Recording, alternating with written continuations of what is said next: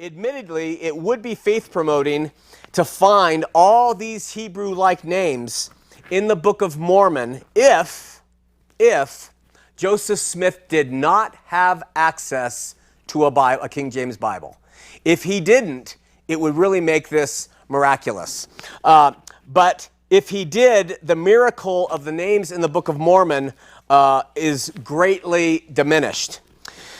Pretend I just came from the deepest part of the Amazon and I had a book with me that I said was of ancient origin and of the people of the Amazon Valley. And opening it, we read some characters' names bearing that say this. One character is Gufusi. Another one's name is Donia Ducula. Another's name is Dafuka. Another's name is Mikaru. Another's name is Minayupu. Another's name is Pluplu. And then we have Unki Scrusis. These are all characters in my book. And I came from the Amazon and I said, here is the thing. Now, giving me the benefit of the doubt, you might say, well, if Sean here from the Amazon never had access to any of Walt Disney's books, movies, videos, anything, then this truly could be a book. But what would you do if you discovered I had all of Walt Disney's books and characters and movies accessible to me there in the Amazon? And then it would sort of, you'd start to say, well, where do you think he got a name like Unki Scrusis and Mikaru and Plu Plu? So that makes the names less impressive if Joseph had access to a King James Bible. So did he? Absolutely. A King James Bible? Yes, he did. In fact, the copy of the King James Bible that Joseph Smith owned in the 1820s was a bit different than the one that the LDS use today. Why? Because it contains some books in it called the Apocrypha. And a strong support for the fact that Joseph and his family had a Bible that had the Apocrypha in it is the fact that when Joseph and Emma bought their first family Bible, it had the Apocrypha in it as well. It just went on sale for $1.5 million. Now, we're not going to take a lot of time to explain apocryphal books in the Bible, but suffice it to say that Catholics put some apocryphal books in their Bible, Protestants do not. The word apocrypha in Greek has several meanings, but it really means secret or hidden or something that's hidden away. Books that are kind of Gnostic sort of, and secret knowledge has a major place in religious studies. But because there are divergent opinions about what books are apocryphal and what books aren't, I'm not going to give you a laundry list, but nevertheless, the apocryphal books included in the King James Version of the Bible Joseph would have used was the Book of Tobias, Judith, the Wisdom of Solomon, Baruch, and 1st and 2nd Maccabees. Okay? Those were in his Bible growing up as a family. Why is this important relative to the Book of Mormon?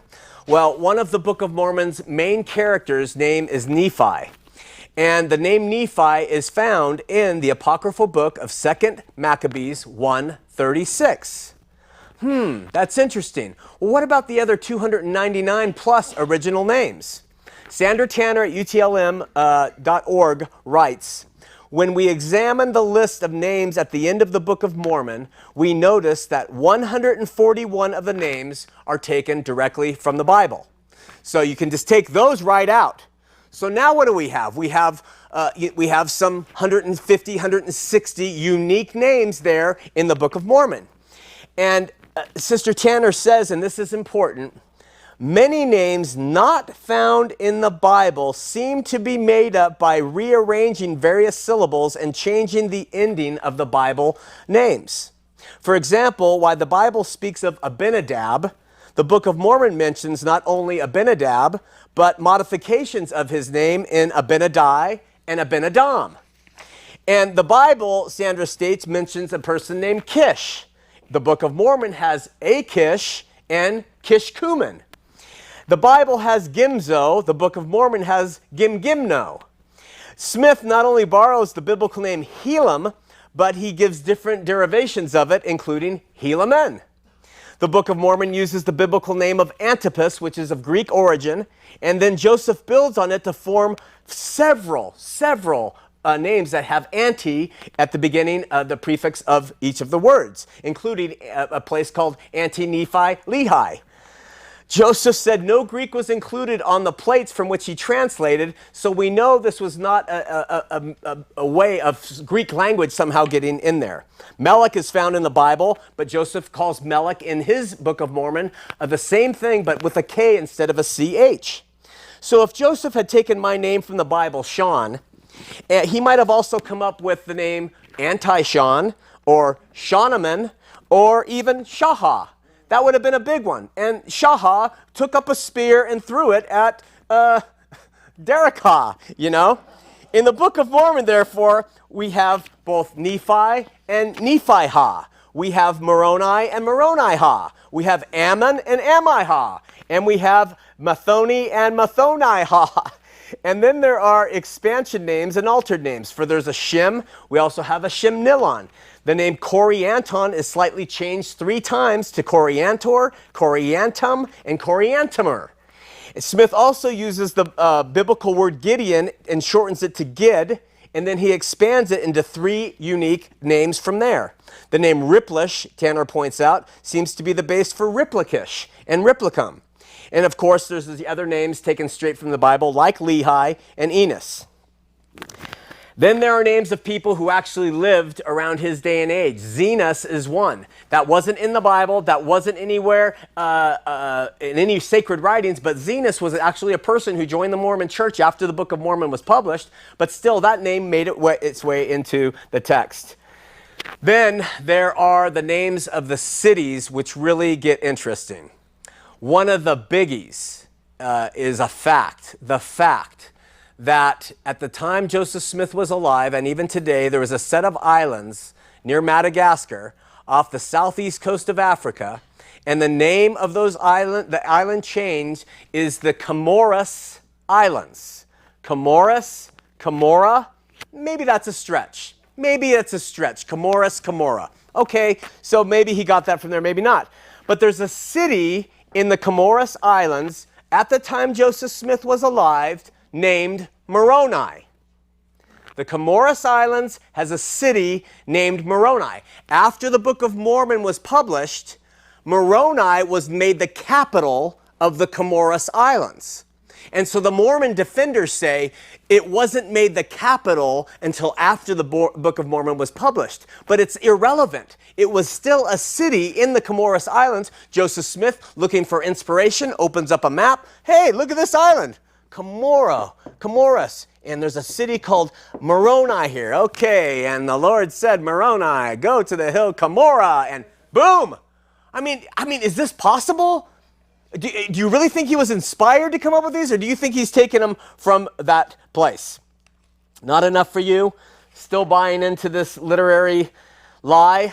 Let's look at some other city names and places in the Book of Mormon. As a means of perhaps a better comparison, let's look at the names and places and cities in and around the home of Joseph Smith where he lived and compare them to actual cities that he includes in his Book of Mormon. So we're going to show you some graphs. Go ahead. So we have Ogath, and then we have a place called St. Agath, and that's in Canada. Then we have the Valley of Alma, and then we have Alma. We have Angola, and we have Angola. We have Antum, and we have Antrim. We have Antioch, and then we have the words anti. We have Boaz and Boaz. We have Connor and Comner. So Connor is an actual place that was near Joseph Smith's home, and Comner is a city in the Book of Mormon. All right, near his home, or also St. Ephraim, and we have the hill of Ephraim. Helam and Helam with one L in the Book of Mormon. Jacobsburg and Jacob Gath in the Book of Mormon. Jerusalem's there, Jordan's there. Kishkimetanas is an actual Indian place, city near Joseph Smith, and Kishkumen makes it into the Book of Mormon. Lehi, Pennsylvania is there. Lehi gets it into the Book of Mormon. Keep going. Mantua and Manti, Monroe and Moroni, Manoah and Minion, Moravian Town and Morianton, Morin and Moron. I always like that name in the Book of Mormon, Moron. Noah Lakes and the land of Noah. there's Oneida, New York, and then there's the place of Oneida in the Book of Mormon. You want more? Keep going. There's those, Omner and Omner, Ramah and Ramah with an H in the Book of Mormon, Ripple Lake and the waters of Ripley-Ancum. We have Sodom and Sidom. We have Shiloh and Shilom. We have the land of Midian and the land of Midian. We have Tecumseh or Teancum, and Tecumseh is a actual place near Joseph Smith, and we have Teancum there in the Book of Mormon. So that is all really big, but perhaps even more convincing is what we're about to show you. All right? What really makes this interesting is come over here. We have a map. Derek's going to show us this map right up here on top. A man named Hawley in 1992 took the Book of Mormon. He took all the physical descriptions of where the cities were supposed to lay on the north of the East Sea to the east of the West Sea and all these different places, and he made a map. And so we can see that we have Teancum over here in the Book of Mormon. We have Morianton there. We have Angola. We have Jacob Bugath. We have Jerusalem here. We have Kishkumen here. Oneida here. Hill of Ephraim, Shur, Ogath, Morin. We have all these Book of Mormon cities, and he laid them out. Now, this isn't perfect. It's just his estimation. He could have gotten things wrong, but this is kind of what he put together. Now we pull back and we look at an actual map of both Canada, Pennsylvania, Ohio, and New York, and where in that large geographical area we have Tecumseh over here, actual map, and here we have Teancum. And down here in Ohio we have Jerusalem and Jacobsburg, and here in the Book of Mormon we have Jerusalem and Jacobagath, or whatever you call it. And we have Moravian Town here on a real map, and we have Morianton here. And the whole thing really essentially correlates. In Pennsylvania, we have Kishkimenutis, or whatever it is, the Indian place. That's a real place. And here we have Kishkumen. Where is it? Right there. Go all the way over here. We have Siloam, and we have Shiloh on the real map. We have Sherbrooke here, and we have Shur here. We have St. Ephraim here on a real map, and we have the Hill of Ephraim for the Book of Mormon. But it was really, really translated from some ancient plates, and it is scripture. Don't you think? Apostle Jeffreyite Hollanda, back in 1994, said, quoting LDS prophet Ezra Taft Benson, this about the Book of Mormon. The Book of Mormon is the keystone of our testimony. Just as the arch crumbles if the keystone is removed, so does all the church stand or fall with the truthfulness of the Book of Mormon. The enemies of the church understand this clearly. This is why they go to such great lengths to try and disprove the Book of Mormon. For if it can be discredited, the prophet Joseph goes with it. So does our claim to priesthood keys and revelation and the restored church.